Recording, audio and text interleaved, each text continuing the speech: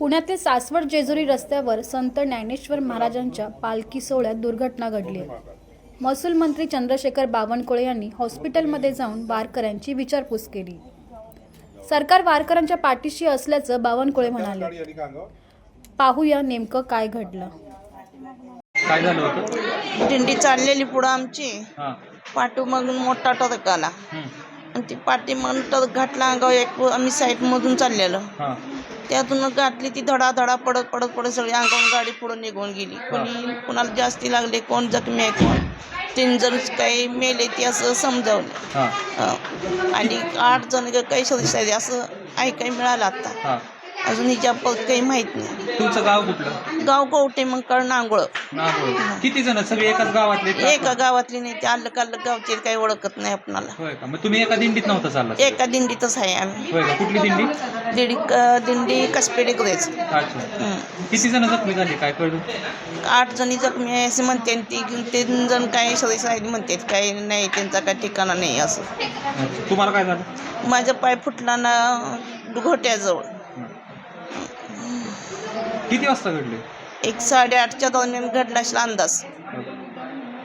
जेजुरीला आज टोल नाक्यावर जो अपघात झाला, 3 वारकरी या ठिकाणी दगावले आहे. 4 भरती आहे. 3 आनंदी हॉस्पिटलला, 1 ससून हॉस्पिटलला पाठवण्यात आला आहे. आता आनंदी हॉस्पिटल जेजुरीला जे आहे ते संपूर्ण आता जी डॉक्टर काकडे यांनी काळजी घेतलेली आहे, प्रशासनाने काळजी घेतली आहे आणि सर्व चांगले होतील अशी या ठिकाणी व्यवस्था आहे. ससून हॉस्पिटलला एक जे आहे त्यांनाही तिथे पाठवलेलं आहे. अत्यंत दुर्दैवी घटना आहे. वारीमध्ये अशी घटना होणे काही चांगलं नाही आहे. घटनेची चौकशी करूच, पण आता आम्ही सांगितलेलं आहे की जे काही या ठिकाणी ऍडमिट आहे त्यांना संपूर्ण त्यांची व्यवस्था शासन करेल. मृत झाले आहेत त्यांच्याशी शासन पाठीशी राहील, त्यांनाही आधार शासन देईल. मला असं वाटतं की ही दुर्दैवी घटना आहे. अशी घटना पुन्हा वारीमध्ये होणार नाही याची काळजी शासन घेईल आणि प्रशासनाने योग्य दखल घेतलेली आहे. घटना दुर्दैवी आहे. तर जखमींची तुम्ही भेट घेतली, विचारपूस केलेली आहे, काय त्यांची प्रकृती नेमकी कशी आहे, जखमींचा नेमका आकडा किती आहे? इथे तर जे 4ही पेशंट आहेत ते एकदम चांगले आहेत, म्हणजे ते रिकव्हरेबल आहे. त्यांची प्रकृती उत्तम आहे.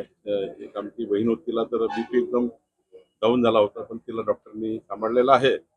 इथली आता सर्व पेशंट हे अंडर कंट्रोल आहे, म्हणजे सुरक्षित आहे. ससूनला जे गेले आहेत ते चेक करावं लागेल तिथे काय परिस्थिती आहे. पालखी सोहळा 2 जिल्ह्यातून अजून पार होणार आहे, काही सूचनावर दिल्या? प्रशासनाला पूर्ण सूचना आधी होत्या कशी वारीमध्ये मॉनिटर करायचं. आमच्या प्रशासनाच्या जेवढ्या विंग्स आहेत, पोलीस, महसूल आणि सारेच डिपार्टमेंट आहे, ते सर्व या व्यवस्थेमध्ये असतात. पण अशी घटना जी न कळत त्या ठिकाणी होऊन गेलेली आहे आणि त्यामुळं या घटनेचं आम्ही गांभीर्य घेतलं आहे. पुढं अशा कुठे घटना घडू नये याची काळजी शासनाने घेतली आहे. चालकाने काहीतरी औषध घेतलं होतं, त्यामुळे तो गुंगीसारखं त्याला जाणवलं. पोलिसांकडनं माहिती घेतली. 65 वर्ष वय आहे चालकाचं. त्यांनी काहीतरी सर्दी खोकल्याच्या गोळ्या घेतल्या. त्यांनी सुस्ती आली. सुस्तीमध्ये त्यांनी या ठिकाणी असा आउट दिशेने जाऊन, ज्या दिशेने ट्रक जाता येत नाही किंवा दिंडीला लावू नये त्या दिशेने जाऊन ही घटना घडलेली आहे असं या ठिकाणी पोलिसांचा प्राथमिक रिपोर्ट आहे. चौकशी होईल. पण आज महत्वाचं काय, हे जे मृत झालेले आहेत त्यांच्या पाठीशी सरकार खंबीरपणे उभं राहायला पाहिजे. जखमींना पूर्ण व्यवस्था उभे केल्या पाहिजे, आम्ही करतोय. तिसरी महत्वाची बाब आहे की पूर्ण यानंतर ही अशी घटना होण्याची काळजी घेतली पाहिजे, ती काळजी आम्ही घेतोय. जे मृत्युमुखी पडले त्यांच्या कुटुंबियांना काय म्हणतात? हे शासनाचे जे नियम आहे, ते काही 4 लाख रुपये सरकारचे प्रत्येक मृताला मिळतात, त्याच्यापेक्षा मी काही जास्त मदत करतात ती करू. पण निश्चितपणे आज शासनाची पूर्ण त्याच्या मृत परिवाराच्या पाठीशी सरकार राहील. एखाद्या वेळी त्या परिवाराच्या सर्व घटक कोणत्या परिवारात जे असतील त्यांना आम्ही बोलवून घेऊ किंवा त्यांच्याकडे तिथे पालकमंत्री जातील किंवा तिथे आमदार जातील तिथले आमचे तहसीलदार जिल्हाधिकारी जातील तिथे व्यवस्था करतील. सांगलीच्या सांगलीचे जिल्हाधिकारी प्रांतांत तिथले जे काही आमचं टीम आहे ती जाईल. आमचे तिथले आमदार खासदार जातील किंवा मंत्री जातील, लोकप्रतिनिधी जातील. सोबत प्रशासनही जाईल आणि प्रशासन योग्य ती मदत करेल. माझं मुख्यमंत्री महोदयाची चर्चा झाली आहे.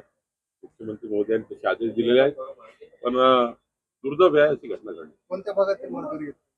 सांगलीमधले आहे, काही नांदेडमधले आहेत, वेगवेगळ्या ठिकाणचे आहेत. त्याची काळजी सरकार घेईल. तुम्ही देखील माऊलींच्या पालखीचं दर्शन घेतलेलं आहे. काय नेमकं साकडे घातले माऊलीच्या? नाही, मी आज जेजुरीमध्ये माऊलीच्या या ठिकाणी संत ज्ञानेश्वर महाराजांच्या पालखीचं दर्शन घेतलं आहे. या ठिकाणी दर्शन घेऊन वारकरी येत आहे. वारकऱ्यांना सुखी ठेव, त्यांना वारकरी ज्या आशेने अपेक्षेने आले आहे, वारकऱ्यांची आशा अपेक्षा पूर्ण करणे हीच पहिली आपली या ठिकाणी मागणी राहायला आहे. कारण वारकरी ज्या आशेने अपेक्षा येतात, प्रत्येक वारकऱ्याची भावना आहे. कुणाची भावना कशी असेल माहिती नाही. प्रत्येक एक भावना घेऊन आला आहे, प्रत्येकाची एक श्रद्धा आहे. काही कोणी मागायला येतं, कोणी कोणी मागायला येत नाही. त्यामुळं ज्यांनी ज्यांनी जे काही मागितलं ते त्याचं पूर्ण होऊ दे आणि ज्यांनी काही मागितलं नाही त्यांना त्यांचं जीवन मंगलमय राहू दे, त्यांना उदंड आयुष्य राहू दे. पण विठुरायांना माझी करणी प्रार्थना आहे की असा अपघात हा पुन्हा या वारीमध्ये होऊ नये याची मी त्याकरता मी नतमस्तक होतो. तर या वारीमध्ये जे ट्रक आणि ट्रॅक्टर चालक आहेत त्यामध्ये बरेचसे जे चालक आहेत ते अल्पवयीन आहेत असं आढळलंय. तर त्या संदर्भात मी प्रशासनाला काही सूचना करणार आहे. नाही, प्रशासनाने दखल घेतली आहे की या वारीमध्ये काही जे 60 वर्षाच्या वरचे आहेत किंवा 22-20च्या आतमधले आहेत, ज्यांना लायसन्सचे अधिकार नाही आहे, लायसन्सही नाही आहे, परता आनंदामध्ये वारीच्या आनंदामध्ये एक थकला की दुसरा गाडी घेतो, दुसरा थकला की दुसरा गाडी घेतो. म्हणजे ट्रक चालवताना वेगवेगळे ड्रायव्हर बघत असतो. कधी कधी आपल्याला लायसन नाही असंही ट्रेनिंगवर बसून जातं. या ठिकाणी पूर्ण प्रशासनाने आत्ताच मी आणि डीजी गाते साहेब आम्ही या ठिकाणी वारीमध्ये होतो. डीजी स्वतः या ठिकाणी आले आहेत, इथले SP गिल आहेत ते आले आहेत आणि डीजी सुद्धा आता वारीमध्ये आहेत. त्यामुळं पूर्ण त्यांनी प्रशासनाला सूचना दिली आहे की अल्पवयीन ड्रायव्हर नको आहे.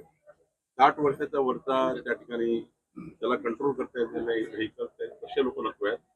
अशा सूचना डीजीने दिलेल्या आहेत, माझ्या समक्षच दिल्या आहेत आणि डीजी माझ्यासोबत आतापर्यंत होते. ते सुद्धा या वारीमध्ये या वारीला मॉनिटर करतात. ते ड्रायव्हरांच्या बद्दल झालं, पण ट्रक आणि गाड्या ज्या असतात त्या पण जरा जास्त 15 वर्षाच्या पुढील आहेत. ट्रॅक्टरही 15 वर्षाच्या पुढील आहेत. त्या संदर्भात काही निर्णय घेतला ते आहे? सुद्धा डीजीने माझ्या समक्षच सांगितलं प्रशासनाला वायरलेसवर की आपण चेक करा की कुठे अल्पवयीन आहे का, कुठे एखादं ट्रॅक्टर त्या ठिकाणी ब्रेक चालवू शकतं का किंवा हे चेक करा.